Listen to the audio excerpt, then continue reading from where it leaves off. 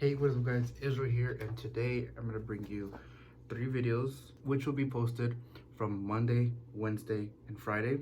I tend to will post more like Doordash, kind of like talk like about like rants and everything, mostly on just Mondays, Wednesdays, and Fridays. Sometimes I could be doing Doordash like on Tuesdays, Thursdays, Saturdays, and Sundays, and combine them out to the Monday, Tuesday, and Wednesdays. So you might be getting double content from that. But today we're going to be talking about more or less on what not to do on a DoorDash delivery or if you're receiving one. Now, obviously, I wrote down some of the things because sometimes I can't say on the top of my head. I don't know if y'all seen the first video, but I kept going back and forth on the things I said. So I wrote it down so I can get my head clear. So the first one is just for you not to do is don't open any orders if closed. That also goes with the orders that are open as well. I wouldn't really suggest trying to open any orders, even if it's already open, even if the customer asks, because that's not your responsibility to begin with. Now, some will say, well, if the customer said it, I mean, can we just like, open it? Yes. I mean, if the customer says yes, like you then go for it. But think about also the consequences that can come with it. They can easily report it to DoorDash, say, hey, they opened my order for no like specific reason. But again, you have your receipts saying that, well, the customer did told me to open it. But I think there is a policy under like DoorDash saying that you cannot open any orders regardless of the situation. I think there's something like that on their policy thing. But I wouldn't really suggest opening it, even if they want to check if like the order was like actually there, like everything was in there. Because let me tell you this. So yesterday I had an issue. So this is a good example. So yesterday I had an issue with the customer. I went to go pick up the order at McDonald's, and the customer asked, can I have the order hot and fresh? I was like, no problem. That depends if they are already finished with the order or if they're about to start it. So I went in, they were preparing the order because I was the only DoorDasher there. So they're preparing it, they're putting everything in the bag. From what I saw, it looks like they're closing it. Okay? That they're closing it. So once I went up to the counter and I asked, I'm here to pick up a DoorDash order, I tell them the number name, the order number. Okay? I picked it up.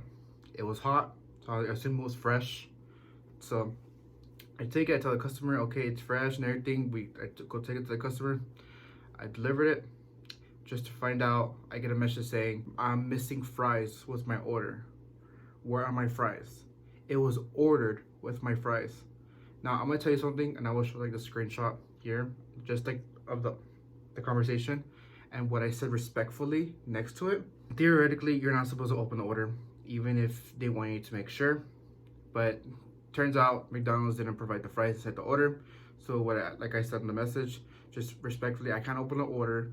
So you could just ask for a refund on DoorDash on just that specific thing. But sometimes people take it out of consideration, like they want to like refund the whole order because they're entitled to it because their order was like messed up. So when I order DoorDash, I usually just, if I'm missing something, I just refund what I was missing. Easy as that. Don't make it more complicated than it actually is, because it actually hurts like a lot of us that are out there like dashing. So that's one thing not to do when you open an order. Regardless if they say yes or no, don't. It will just save your butt. Just don't. Check where you're gonna deliver the order, and also check where you're gonna pick up the order. So a lot of times when I'm doing DoorDash, you want to check where you're gonna pick it up, just to make sure it's not a busy restaurant that's usually busy. Because like I know there's sometimes like around 5 to 6:30, Chili's is more like busy. Same thing with other steakhouses. I tend not to do those orders because they take forever, like more than 10 minutes plus. So no, do like smaller ones, like restaurants that don't tend to get busy, like Subway or like donut shops or stuff like that, like places where they don't really get busy. But I know like there's gonna be like steakhouse pay more and all that, but think about the time and how much you're gonna spend. Like you spend 10 minutes, more than 10 minutes at a steakhouse for $16, when you can make that $16 the same thing while delivering like 2 or 3 orders, maybe more depending. That's how I see it. Check the times where it's usually busy. For me in San Antonio, usually it gets busy like lunchtime, but it's just for people that want to go to lunch, and dinner time when people get off of work like around 6 and people want to go to restaurants and just be with their families and just munch for dinner. So, and also with delivering it, there's also another good thing that I'm actually bringing this up. Remember where you're gonna deliver it at. Don't deliver anything but like inside the city.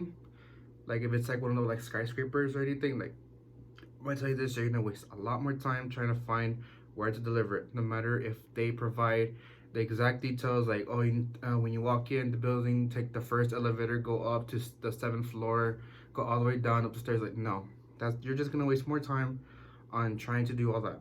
The majority of how much you're gonna spend, 10 minutes, depending on parking, 15 minutes. It's not worth it. And I would suggest doing houses. They're really easy because you could just pick up the order, go deliver it, get out your car.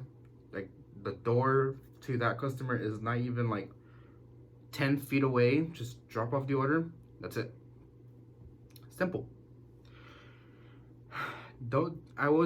You can do apartment deliveries. I'm not gonna tell you not to because it's kind of like messed up a little bit. You can do the apartment deliveries, but just know before when you're picking up the order, tell the customer exactly like what building you're in, because here's one thing I want to show an example. So I'm gonna show an example for say 1114. Let's bring it up that to like that number.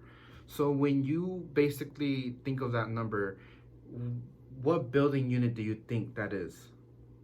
Is it like building 1 or building 11? That's the tricky part. And there's a lot of apartments that just they go based off of like 1114. Oh, it's building 1 or building 11 because they do the first 2 digits as 11, then 14 as the little apartment number. That's confusing. And when I asked that same customer that was delivering the McDonald's order, what unit are you in? Literally she just told me 1114. That doesn't help. But I found out myself because I went to the first building 1. No, it wasn't it. I had to go to building 11, and they'll be different. Like if you do like 1114 and you go to that apartment, and it's like a whole different number, like 11014. I'm like, that's not it. This is building 1. So that's also in consideration. You could do apartment orders, but just remember yourself into. That's also another thing, like a very good advice.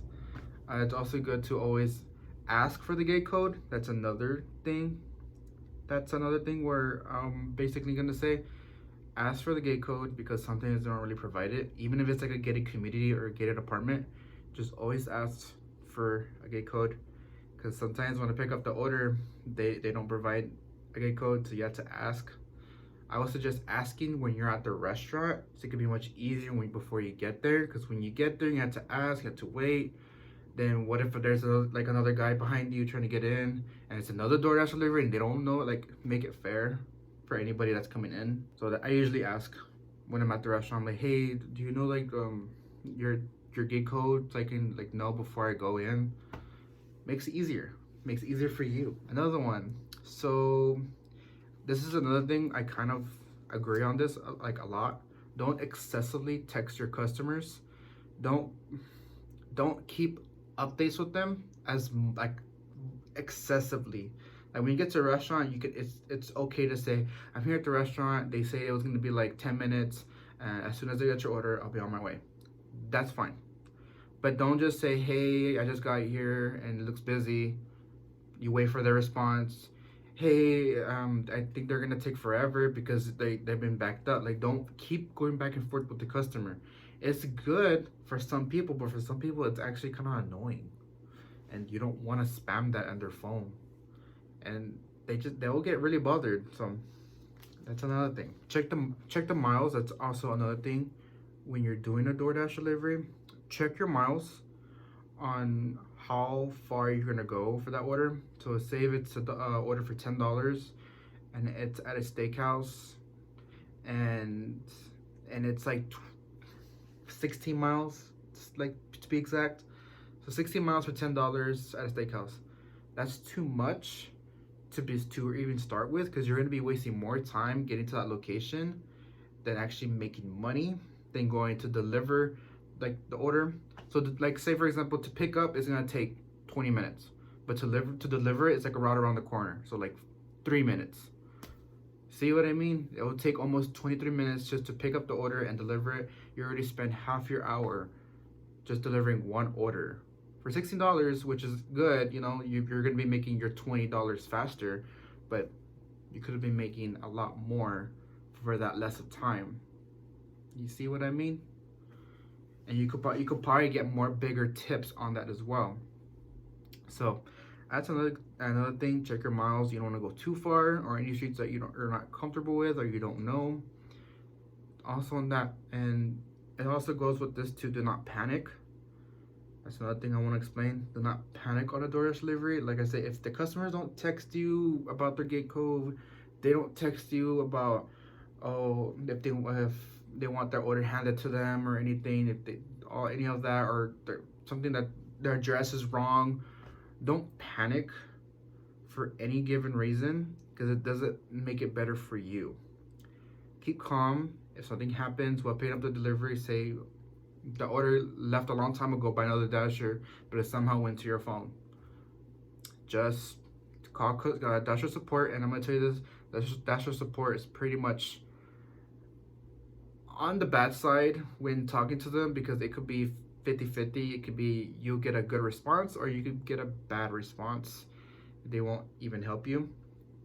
So it goes back and back on that. So that's pretty much it for the first video, and I'm glad you enjoyed, and I hope I was informative a little bit. So if you enjoyed, please give this a big thumbs up and subscribe if you haven't already. If you're curious about DoorDash or anything else like that, or about my experiences or my trips, just click on the subscribe button and then click on the like button, and I'll see you on the next one. Bye guys.